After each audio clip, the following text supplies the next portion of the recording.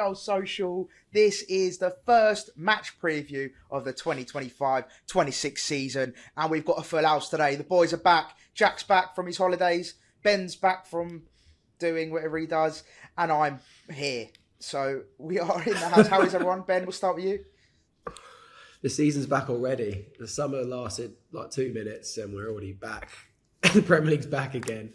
It feels like being a footballer. It's like, just give us a break. Give us at least a week. We've been doing live streams as well, Ben. So we've been working. Yeah, we have been.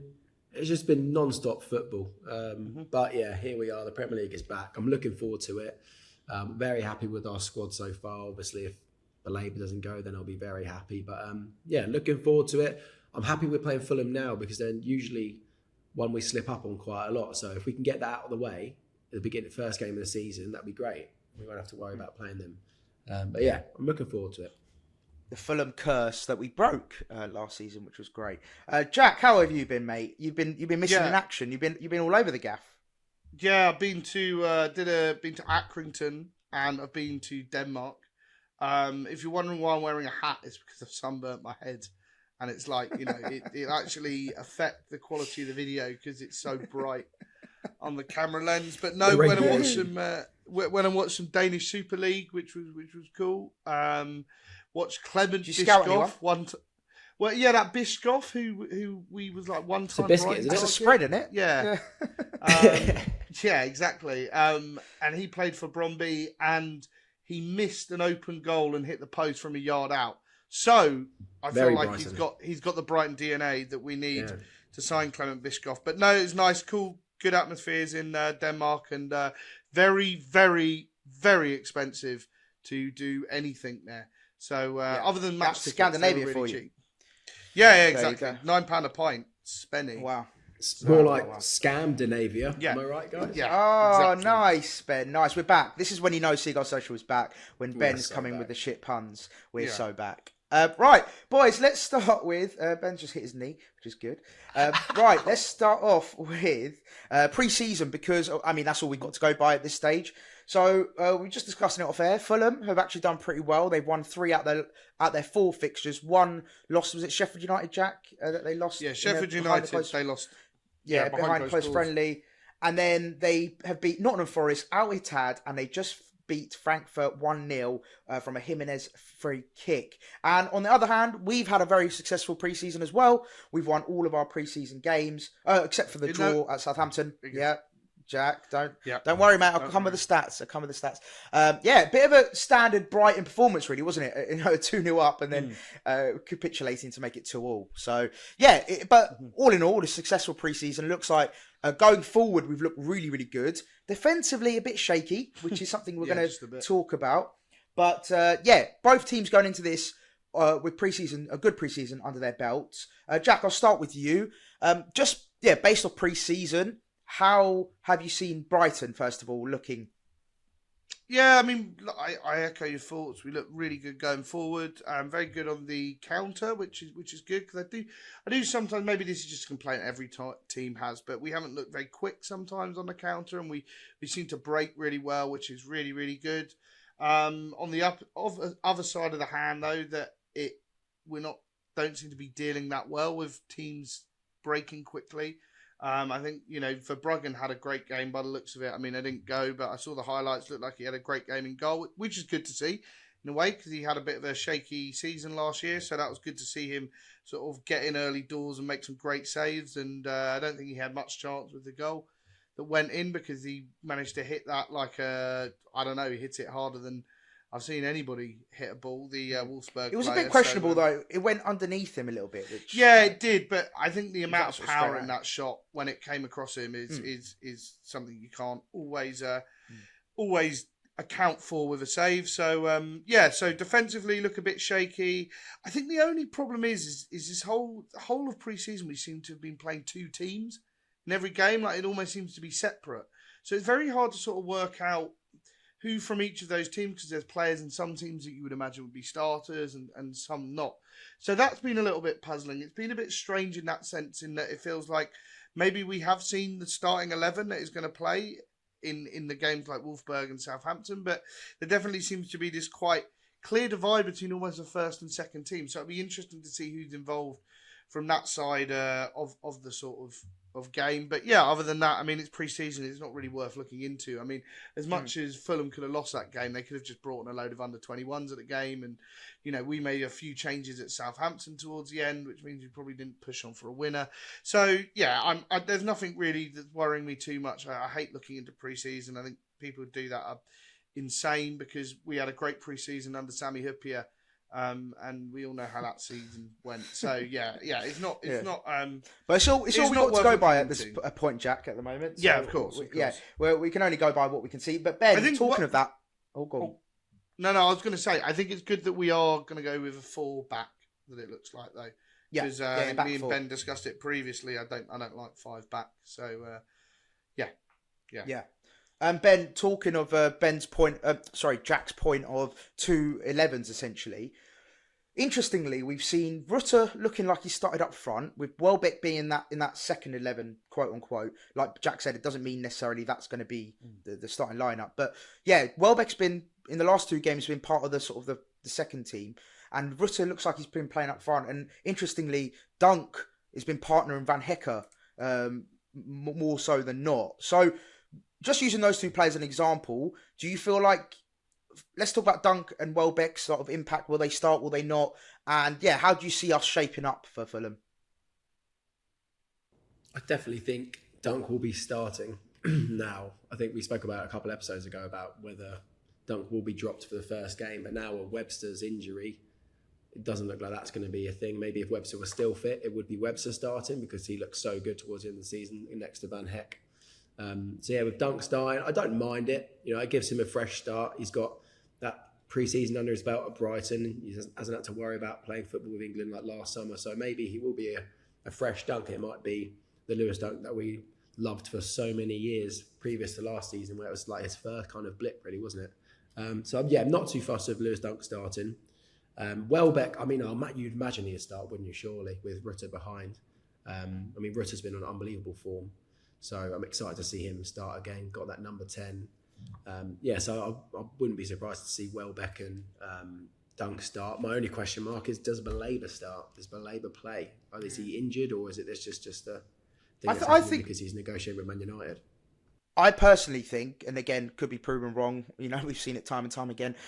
I personally think it's a genuine injury because he only played in the first pre-season game and then hasn't played one since, and that was before the Man United rumours started. So I personally think it is a genuine injury, and he has just been kept off the pitch because they don't want to risk him anymore.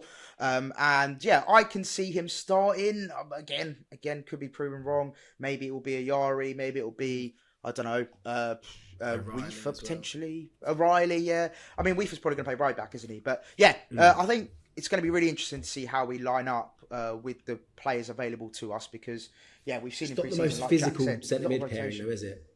O'Reilly and Ayari, they aren't the most physical centre midfielders. And if you think with that. Think of Fulham's, they're quite a strong team, if I remember correctly. I mean, we've spoke about it off air, but they haven't really signed anyone, so they haven't got any new midfielders, but they've got a backup goalkeeper. Apart from that, nothing. That's what they've signed, yeah. But they haven't lost anyone, Ben. More importantly as well, I suppose, from a Fulham perspective, is they haven't lost anyone. Obviously, they had a decent season last season. So if they can build on that and, come through, it will be interesting to see how they set up. But Jack, I want to talk about, the formation just quickly with regards to Hursla's, how he set up in pre-season. Looks like a back 4, and then pretty much how we set up last season, really. I don't, correct me if I'm wrong, but it looks like it's pretty much exactly the same system.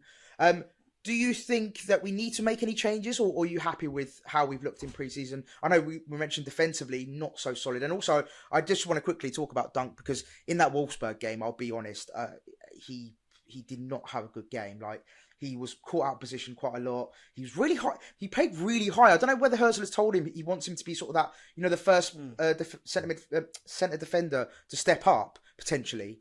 But he just looked so exposed, and players running in behind him, which was quite worrying. And sadly, he doesn't have the pace for the recovery, which is a big problem. And at times, genuinely, we had like a 3-on-1 or 3-on-2, and it just, it was quite worrying. But yeah, Jack, what are your thoughts on the formation and how we've been lining up?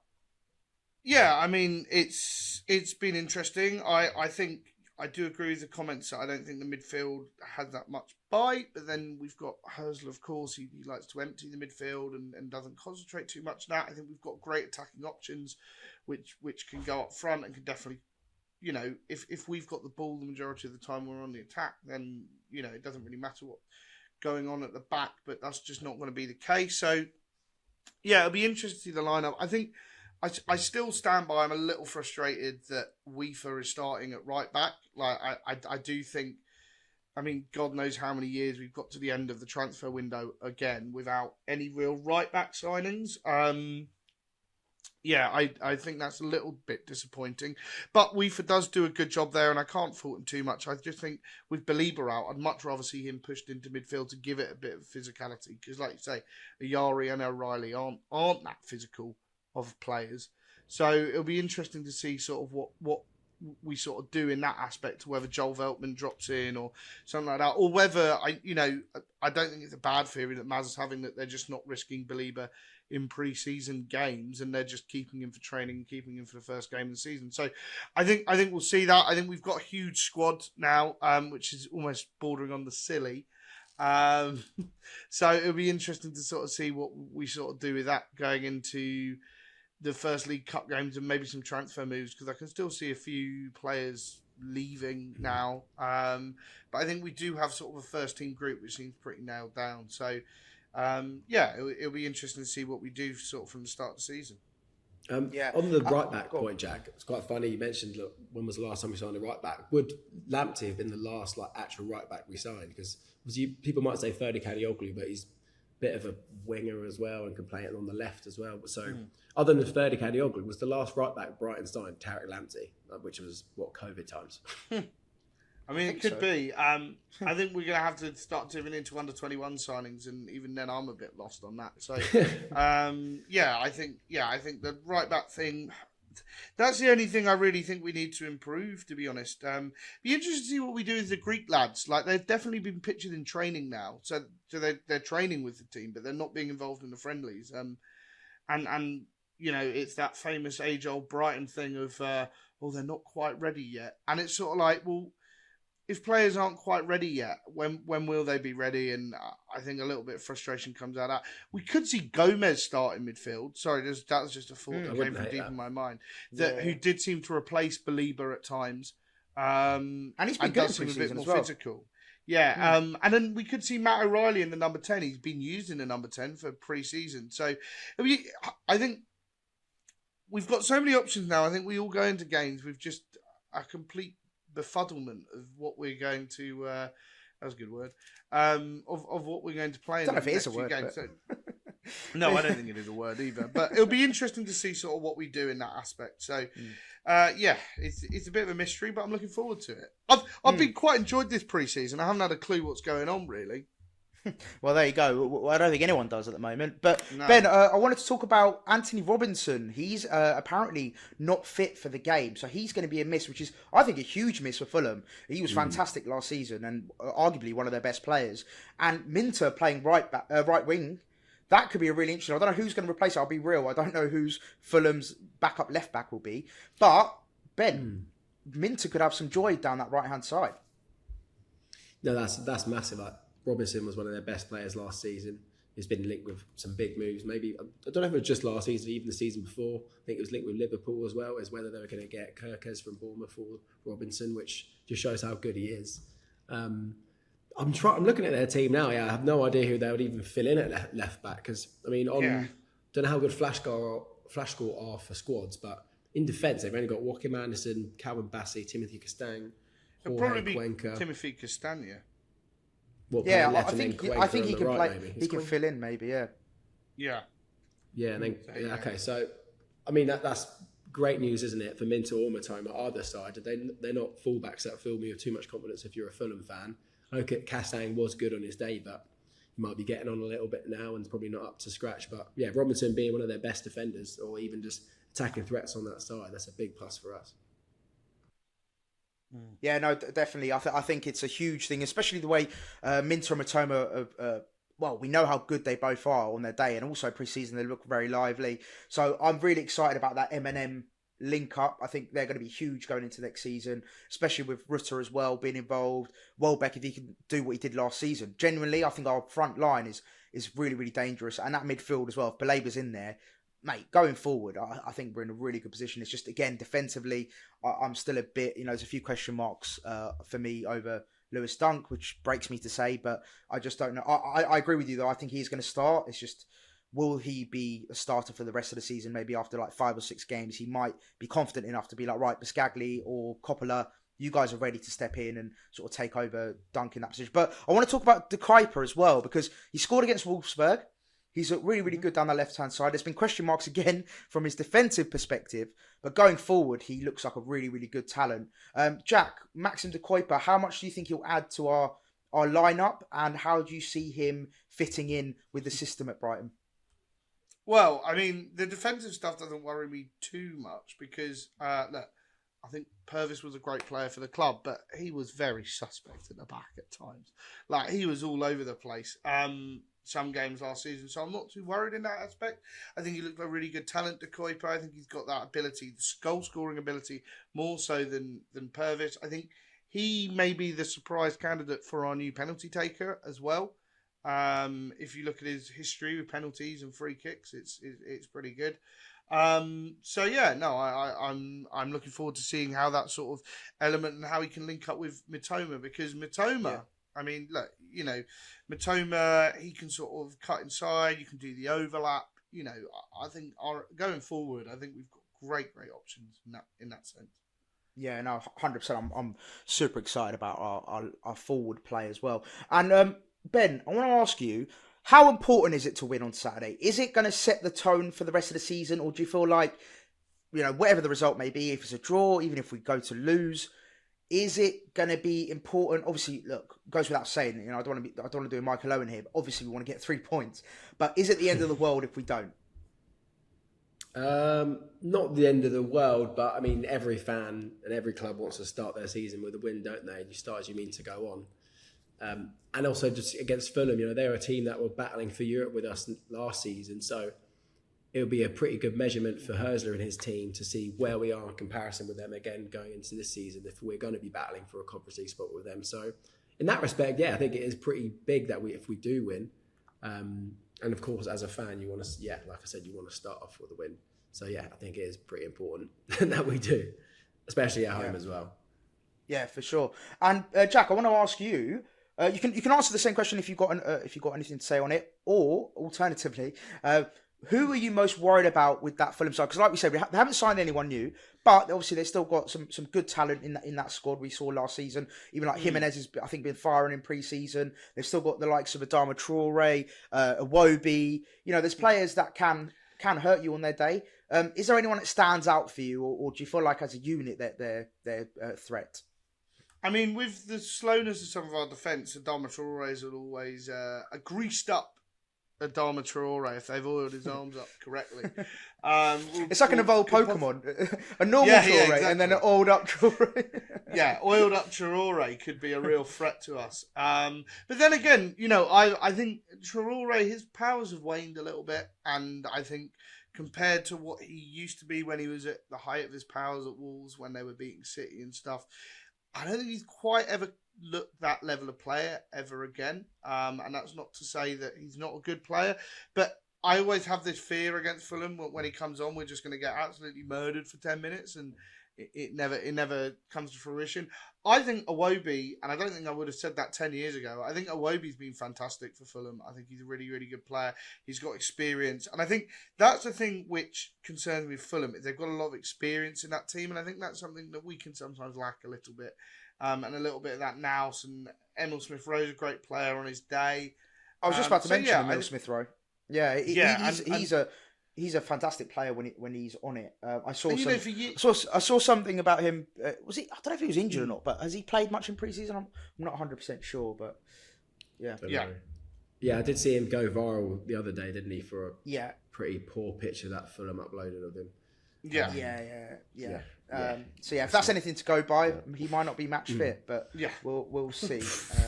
But I do want to quickly say, Maz, on if the 3 points is big, getting it now.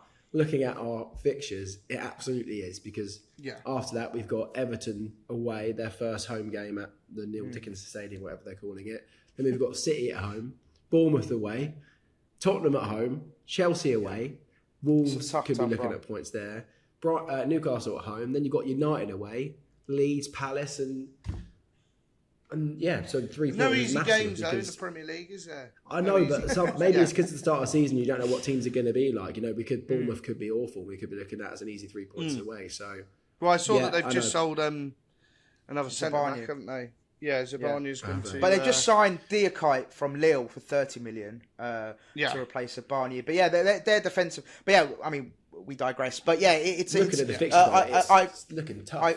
No, 100%. I think that's why, for me personally, to answer my own question, I think it is key that we get a good result on Saturday. I think, again, it does set the tone of... Because remember, last season, was it Everton we had first game, wasn't it? Away. And we ended up winning that one. And it set the tone. Yeah, it set the tone. And was it, for the first 6 games, we were like 4th? Or maybe. Yeah, something like that after 6 games. So, again, if we can get that good start, but I agree with you, Ben, it is a really tough fixture list. We've got some big teams there, but I think it's going to be one of the most competitive Premier Leagues we've seen in a long time. So I think in that top 10, I think anyone can sort of push on and do well. So yeah, I think every game's going to be tough. And what I really want us to improve on from last season is those bottom 6 teams. I think that's important how we play against those. Again, we don't know who they're going to be, but after 10 games, we're going to have maybe a better idea of that. And then those are the teams that we need to be doing much better against, because you saw last season, Jesus Christ, like the amount of times we let Leeds slip. Especially at home. Yes, exactly. Especially at home. Away, I don't think we have a huge problem with getting points away at them, but I think at home we really struggle. Yeah. No, 100%. Yeah. All right, boys. Well, look, let's get on to then the final thing. Predictions. Obviously very tough to call, and we love doing these because we're pretty much miles off it most of the time. But let's start with you, Jack. Okay. I'm going to go 2-0 Brighton. Ooh. Who's going to score? Danny Welbeck again, and I'm going to go with Matt O'Reilly. I think he could have a good... Not that I've spent whatever the made up Monopoly money is in Denmark, kroner, whatever number I paid for a Matt O'Reilly Denmark shirt this week. So I'm backing him to have a good season. That's not too bad. I can't remember how much it was. It was like 700 and something. So however much that is. Yeah, I don't think O'Reilly scoring against his former club there, then, Jack. Yeah. Where he grew up in the in the harsh reality of Denmark. In the mean streets of Fulham. When I was looking him up, I was like, I thought he was Scottish, and then he says he's Danish, and then I looked on his Wikipedia, it said he grew up in Wandsworth, and I was like, right, where is this fella from? Yeah, mate, he's got like a proper, like British accent. Ben, what's your score prediction and goal score? I was going to say 2-1, but that's so boring, isn't it? I'm going to say 1-0 Rutter. I mean, 1-0 equally as boring, but fair enough. 2-1 is just the classic, we'll concede, but we'll win. But I just think maybe we will concede. I am going to go down that route because I do think we'll concede. I still have question marks about our defence, and I think, yes, it will be 2-1. I'm going to go with Jorginho Rutter as well, but I'm going to switch it up. I'm going to go with Minter as the second goal scorer. Ooh. And you know what? I'll throw it in Jimenez for Fulham as well. Just to throw that in there. But Jimenez always scores against us. He always scores against us. You know what? He is the dangerous little poacher, isn't he? He's a good player. So I am a little bit worried about that. And also, actually, a good point on that. Jimenez, that aerial battle with our centre backs will be interesting because he's very good in the air as well. So yeah, it'll be interesting to see how we handle that and how we handle the game in general. But boys, I'm super excited. I cannot wait for this season to start. I cannot wait. And also as well, if you're watching this, by the way, we have got new graphics. So see all around us. Maz, maybe stand in my garden and do a load of poses for him. Yes, we have. And I had to do it twice. I had to do it twice. Yeah, you had your Brighton top on, didn't you, initially? Yeah. If you want to view those pictures as well, you have to purchase it via a paywall, and you will need a VPN as well. That's all I'm going to say. Yeah. Yeah. It's actually on OnlyFans, but we'll put the link down below as well. I'll sell you feet pics. Times are tough in the Stevenson household. Yeah, but yeah. Since the O'Reilly shirt, yeah, since that O'Reilly shirt and travelling to Denmark, man. Because £8 a pint. I'm a man who likes my alcohol because I've got problems. But I've bankrupted myself. So. Amazing, boys. Always a pleasure, never a chore. If you guys are watching, we're so close to hitting 6,000 subscribers. So if you made it this far, wow! Please make sure to follow if you're not following already. Sorry, subscribing if you're not already subscribed. Yeah. It doesn't mean the world to us. And Can also comment, and all that stuff. Can you do that graphic that I've seen loads of other YouTubers do, which say loads of you who are watching are not subscribers? Oh yeah, presented. Yeah, do that. Subscribe. I don't know if I've got the facilities for that, big man. But let's just make it up. 80% of you watching aren't subscribed. Yeah, exactly. So make sure to subscribe, like, comment. We're going to keep doing some more live streams as well. So let us know what kind of live streams you want us to see throughout the season. And yeah, we're super excited. Let us know your score predictions down below. And we'll see you for the post-match reaction. Peace out.